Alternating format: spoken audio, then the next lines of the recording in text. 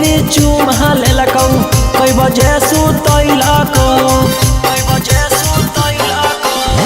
ससुरा में गेनी हालता की बोल कैलकौ कई बेरी चुमा लेलकौ कई बजे सुतैलकौ कि कैसे कटलौ तोर सुहाग बाली रतिया गे छौरी बोले बोले देना ससुर के अपन खबरिया गे छौरी मुहवा खोले ससुरा में गेलियौ त जे मन कैलकौ 4 बेरी चुमा लेलकौ 2 बजे सुतैलकौ हे रे ससुरा में गेलियौ त जे मन कैलकौ 4 बेरी चुमा लेलकौ 2 बजे सुतैलकौ कि सैया अंधरे में चदरे लैलकौ रे छौड़ा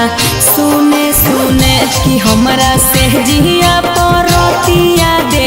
खैलकौ रे छौड़ा बम्बई पुणे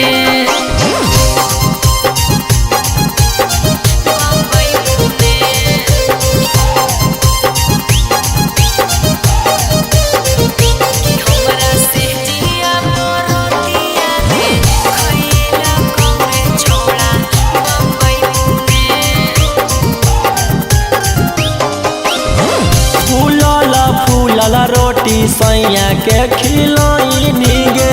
हमरा तू सही तरसैनी गे मुहवा संभार के बोल छौड़ा कहरे कंट्रोल नाही त हमार बड़ी खैमी रे ससुरा में गेनी हालता की बोल कैलकौ कई बेरी चुमा लेलकौ कई बजे सुतैलकौ कि कैसे कटलौ तोर सुहाग बाली रतिया गे छौरी बोले बोले देना ससुर के अपन खबरिया गे छौरी मुहवा खोले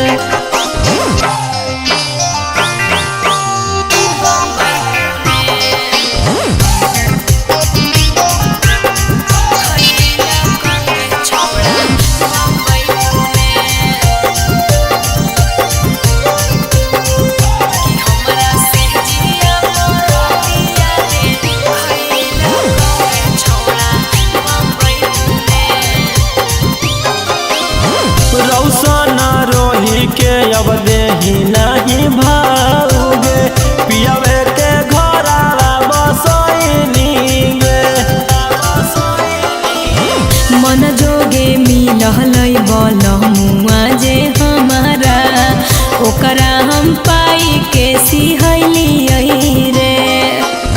ससुरा में गेनी हालता की बोल कैलकौ कई बेरी चुमा लेलकौ कई बजे सुतैलकौ